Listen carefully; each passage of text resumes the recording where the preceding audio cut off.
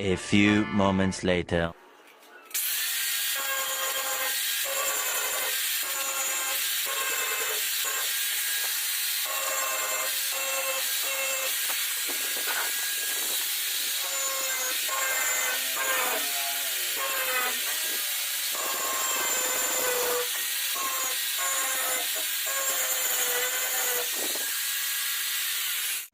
So yun nga guys, naka-break tayo ngayon. Papakita ko sa inyo kung ano yun.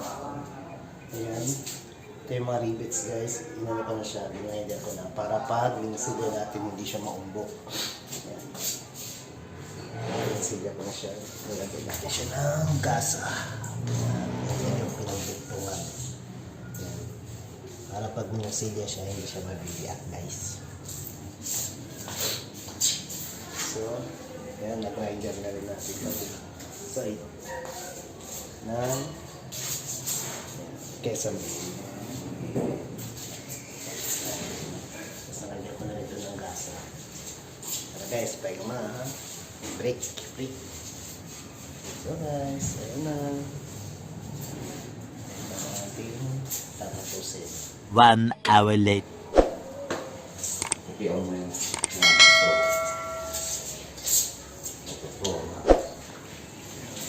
na yung kabila. Bilis. Kabila.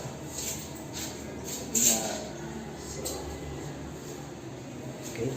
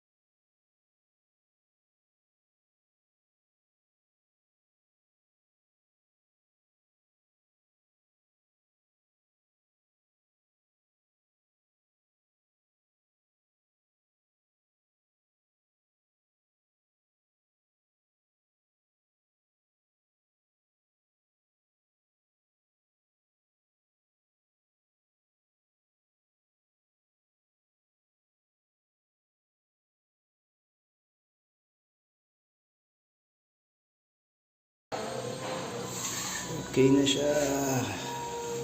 Lipat na tayo sa kabilang kwarto.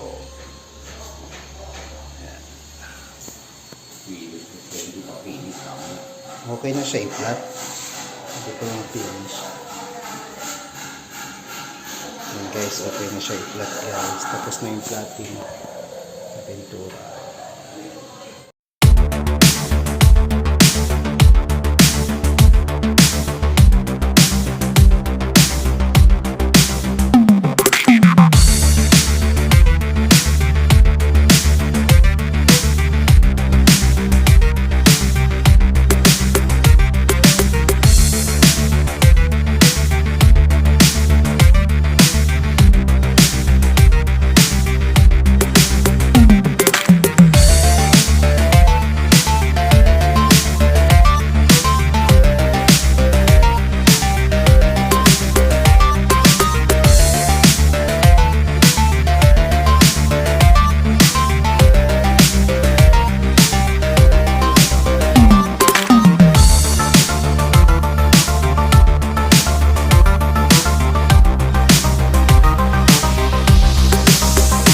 So ayun nga guys, so far, ito na yung tapos natin. Yan, nalihan na yan, nalihan na to, tuluyan na, nalihan na rin ang taas. So ito na ang baba guys. Yan.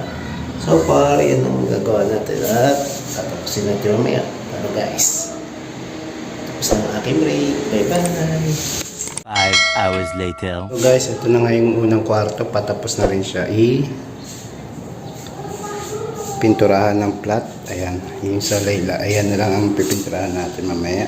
Tapos na siya. Susunod, i-gloss na natin siya guys. Ito yung unang kwarto. Ito yung unang kwarto. Ayan. Tapos ito yung pangalawa.